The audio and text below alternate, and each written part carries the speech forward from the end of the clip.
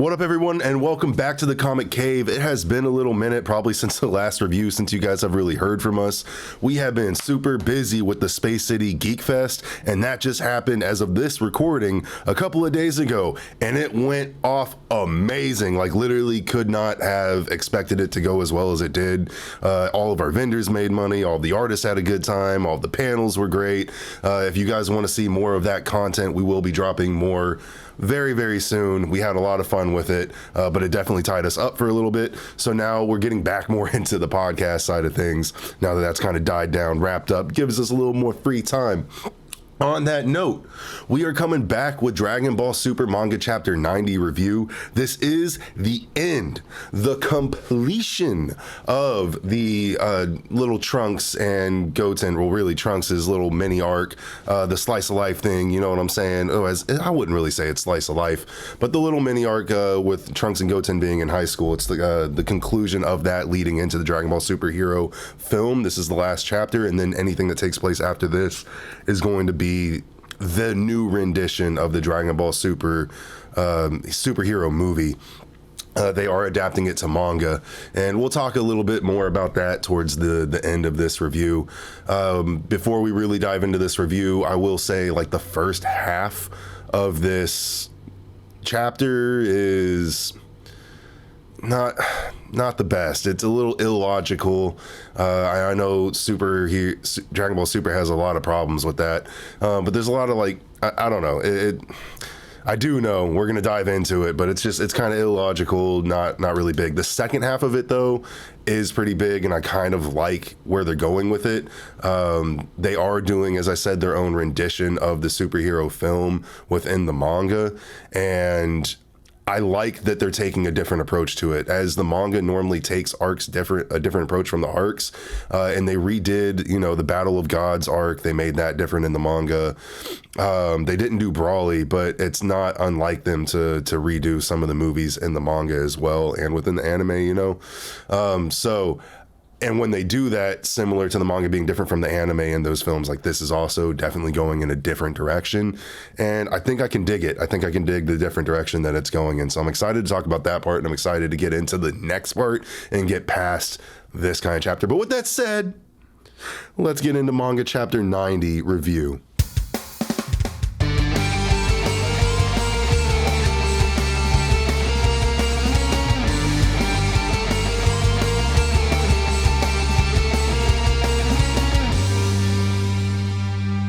So I'm going to kind of go through the first part of this, not necessarily like super quick, but a little bit quicker.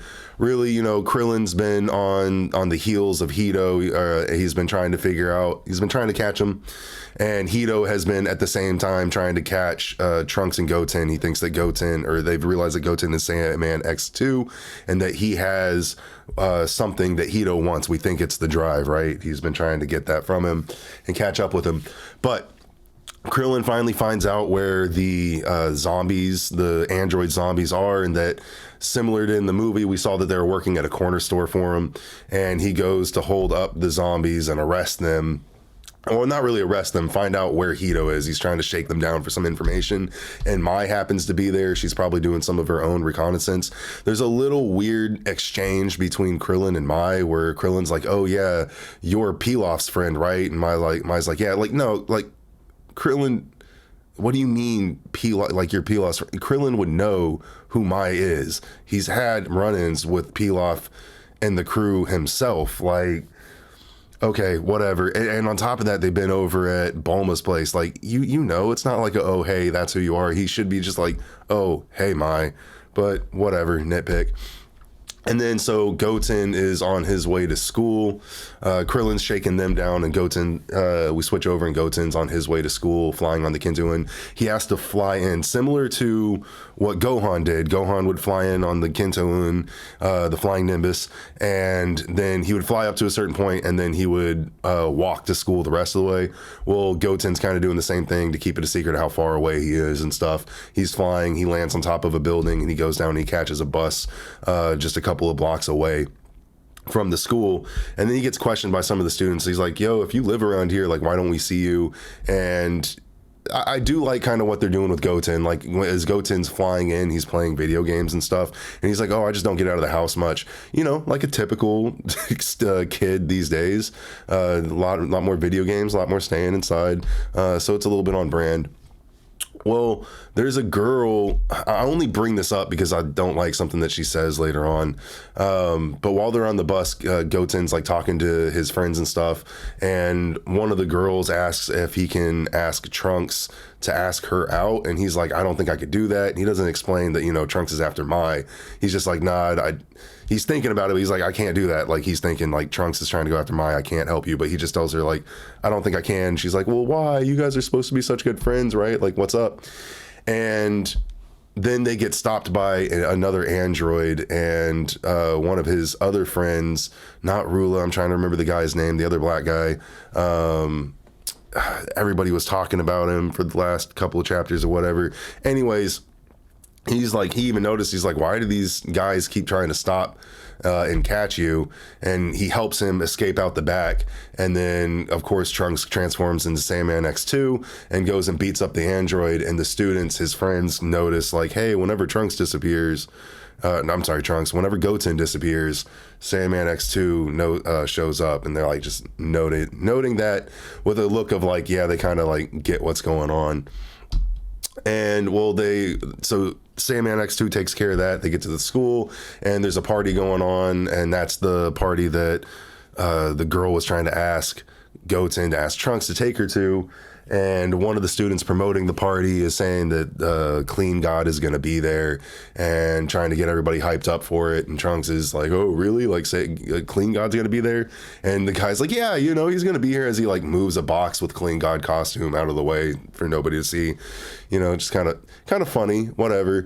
And then Mai asks Trunks to actually go to the party instead of Trunks asking Mai, like the original plan was. Well, Dr. Hito is spying on him with one of his little robots, and he sees that the party is supposed to have Clean God as well, and we know that he's a big fan of it.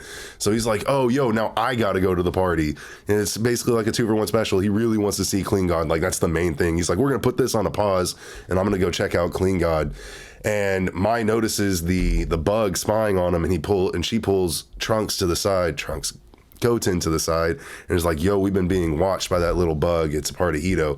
And then she lays it on to Goten that she's trying to catch Hito, and that, quote unquote, that she knows that Hito is a big fan of Clean God, so she assumes that he's going to be there, and she wants to catch him because she, quote unquote, is tired of being the damsel in distress.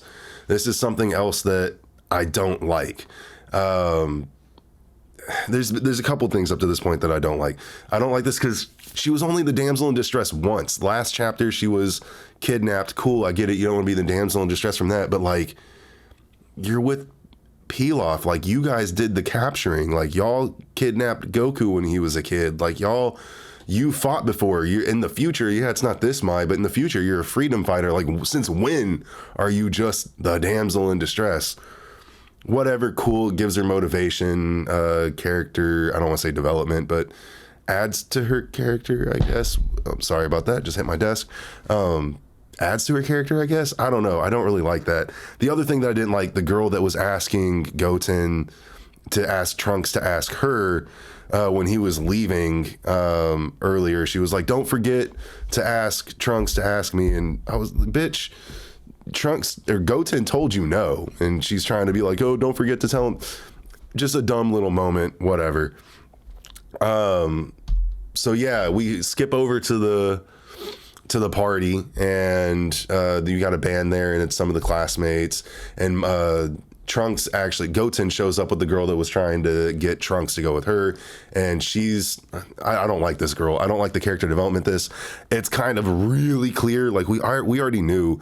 Akira Toriyama has talked about this in the past. He's not good at relationships and stuff. That's why that's why you see Goku and you see a lot of relationships build off screen, right? Like you don't see a lot of interaction. Goku and Chi-Chi, yeah, we see them, Chi-Chi come back for Goku, but then all of a sudden they're married with a kid with Gohan going into Z. Like you skip all of the romance and stuff. Same thing with Vegeta and Bulma. All of a sudden, just when the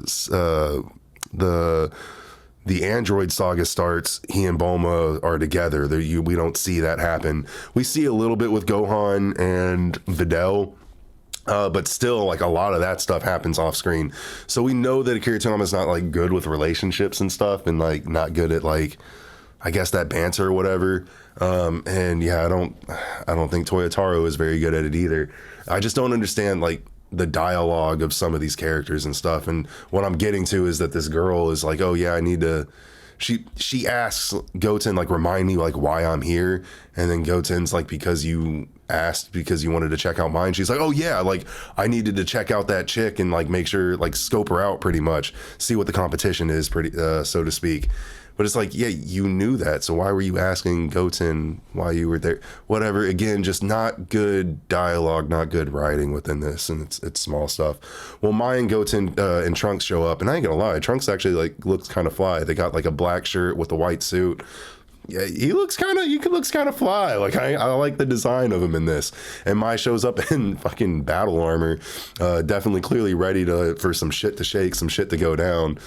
And all the other students are kind of like, what's the word? Not imposed. Why is my mind going blank on me? They're intimidated by her. Like, dang, did this girl show up in a dress or a battle armor? Yeah, she showed up ready to fight, pretty much. Trunks doesn't realize that Mai only asked him to be there because she's trying to square up with Hito and have that go down.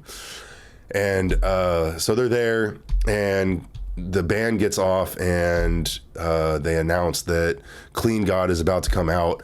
And Hito was able to sneak his way into the school. He's made a few other students, right? Like, we already knew about Beta.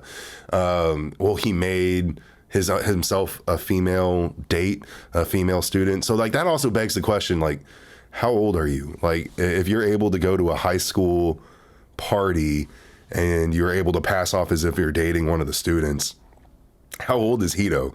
Like, I know that he's younger, but, like, I was still expecting him to be in his 20s or something. Like, that's kind of weird to show up to a high school party. A high school dance. Like, what? But anyways, he's there. He's there to see Clean God. He's up at the front. Trunks makes his way up to the front because he wants to see Clean God too. And they have a little banter back and forth, just talking about, you know, who's the bigger Clean God fan. And Mai sees Hito and says, like, oh, she pulls out a gun ready to blast him right there in the middle of the school. And then Beta shows up and, like, takes the gun away. But right when Beta shows up to take the gun away from Mai, Krillin then busts in. He's like, oh, thanks for the tip, Mai. And he tries to arrest Hito right there in the middle of the dance. Hito shoots off, like, a big blast of, you know, like, smoke screen to get away. And this is what I think is really kind of stupid. Smokescreen shouldn't do anything to Krillin. Like, this is another point of, like, just dumb writing, in my opinion. Krillin knows how to sense ki. Krillin knows how to, like, he can close his eyes and still fight. The smoke should have done absolutely nothing. It shouldn't, like, he should have still been able to catch Hito, and then Hito just drives off. Like, Krillin is ridiculously strong at this point. He competed in the TOP. Like, you kind of just let him get away. That was just dumb. Whatever, Hito needs to get away. And then Maya's like, go after him. I know that you're Saiyaman X1. And Trunks is like, oh, I thought that you was the Trunks from the future. And she's like, no, you're the only Trunks from here. She quotes says that he's her only Trunks. She's like, you're my only Trunks. And he's like, oh, your only Trunks. And she's like, that's not what I mean. And they have their little banter going back and forth, and basically Trunks is just like, yo, if I go catch this guy, will you go on real dates with me? She's like, seriously? Yeah, sure. Just go catch him and I'll go on dates with you. I've already talked about how it's stupid that Mai is willing to date a high school student if she's in a high school body herself. She's got the mind of like a 50-year-old. It's weird, whatever. Dragon Ball humor, Akira Toriyama has made other weird jokes in the past. Was just, yeah, it's supposed to be funny. It's supposed to be whatever. All right, but it's definitely weird. So, yeah. Trunks takes off saying and grabs Goten. Is like, yo, let's go catch him. They have some real hero stuff to do. And then kind of funny, the kid who said that Clean God was going to be there shows up wearing the outfit, and everybody's already been cleared out because, you know, basically like a shooting just happened in the school. And he's like, oh, where'd everybody go? And Mai calls him a poser. I mean, it's kind of funny. That's a little funny. And now Krillin's chasing after Hito as Hito's driving away. And Trunks, this is where it actually gets interesting. This part I do like. Trunks and Goten catch up to him in their Saiyaman X1 and X2 costumes. And they're talking about what's going on. And Krillin just pretty much lays it out for him. He's like, yeah, so Hito isn't even really the problem. Like, we know that he's the son of Dr. Gero. Dr. Gero is the proper way to say Dr. Gero's name. Like, we know that he's the son or the grandson of Dr. Gero and that he does experiments and stuff too.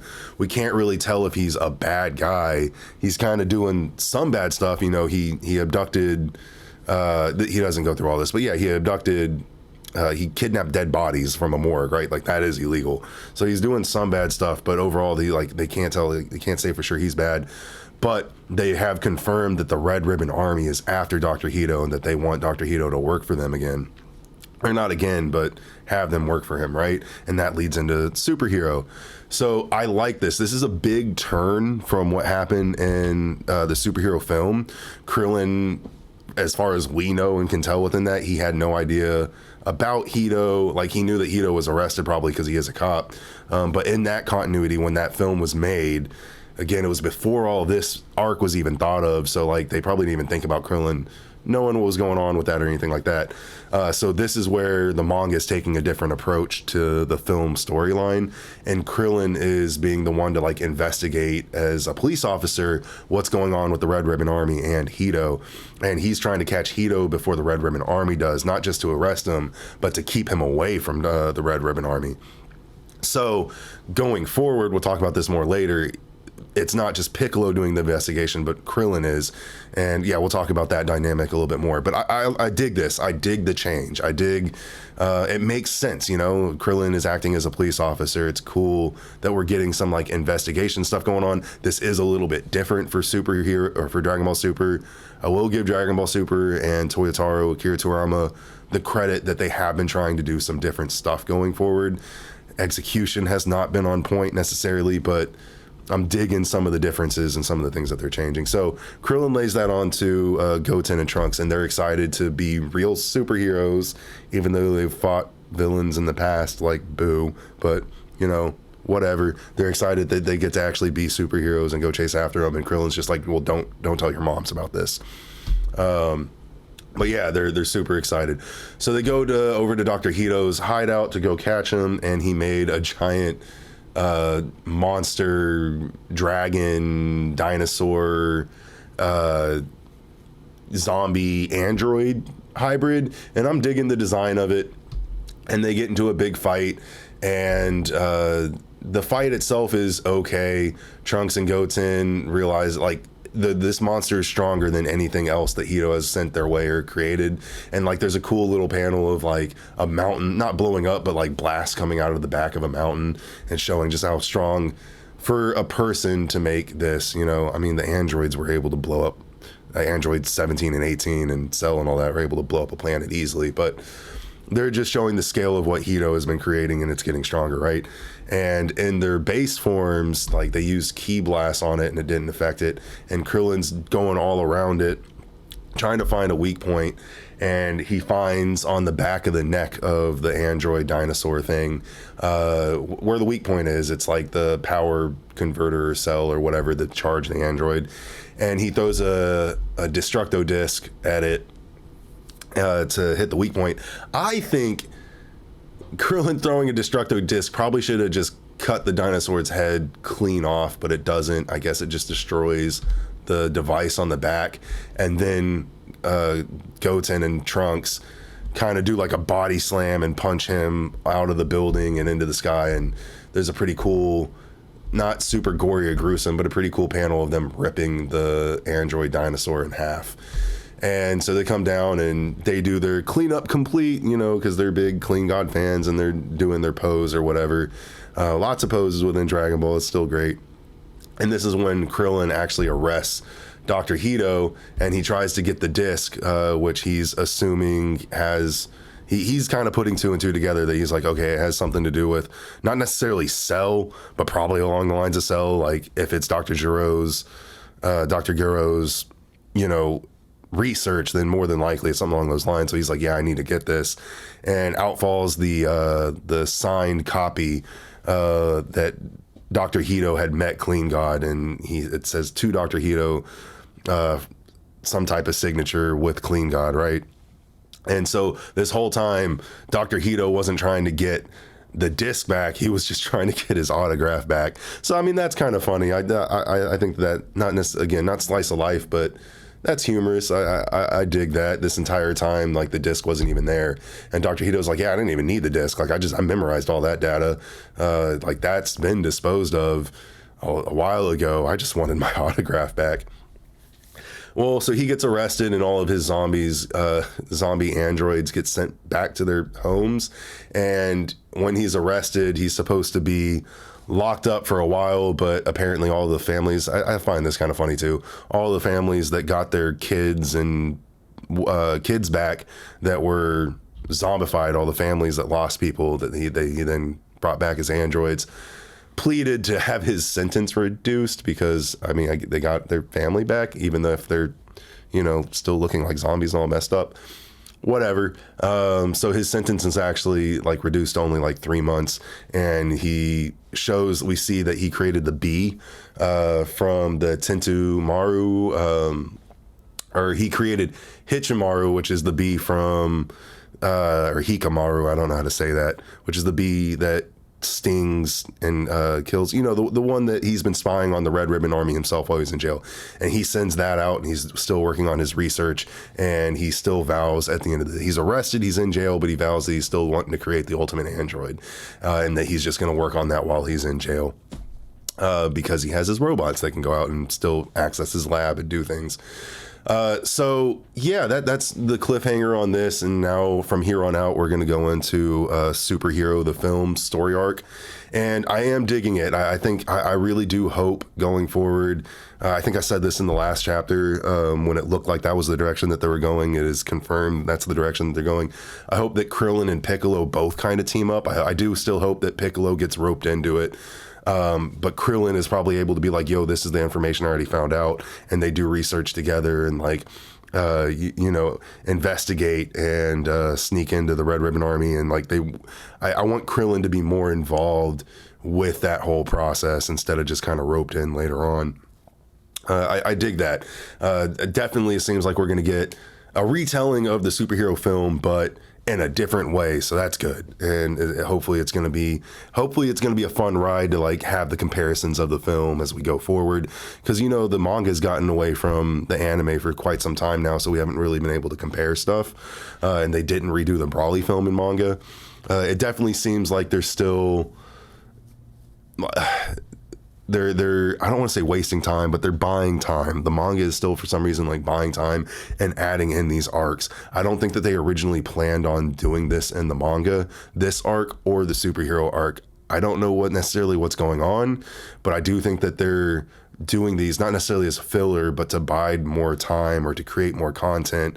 Well, I guess they get more of their animation stuff together. I'm not entirely sure, but it definitely seems like the team is working towards something, and they are using this to buy time for that. So hopefully something really big is coming. We are still waiting on, you know, there is a new anime coming that's dropping online, an online anime that's separate. It's within continuity of the actual anime, but it's separate from the broadcast anime. So that's about to drop, and we'll have more fun stuff with that. Hopefully it's not something ridiculous like Superhero. Hopefully it's really good. But yeah, on that note, like, what do you guys think? What do you think is going to happen? How do you think they're going to do the adaptation of the Superhero film? Do you like this twist at the end of this? Do you like that Krillin's being more involved? I don't want to say it's retconning, because the manga just has its own continuity. There have been retcons within the manga from the original manga continuity, but this isn't retcon. It's its own continuity. It's its own thing. It's going in a different direction. What do you guys think of it? Do you like Krillin's involvement? What do you guys kind of want to see change from the superhero film? Like, do you want to see Cell come about in a different way? Do you think that they're still even going to do Cell Max? Are they going to do something else? I would assume they're still doing Cell Max. But yeah, with that, you know, comment down below. We are still doing our giveaway. And we're almost there. We've been almost there for a while. Please help us get to 150 subscribers, and that My Hero Academia figure could be yours. The more videos you comment on, the higher chance you have of winning. We select a random video with comments and then a random comment to win, and we are almost there. So please like, subscribe, and comment down below. Check out our Instagram for other giveaways, and check out what we got going on with Space City Geek Fest. Ooh, and my phone is going off just at the end of this. On that note, deuces, guys. Y'all have a good one. Stay blessed.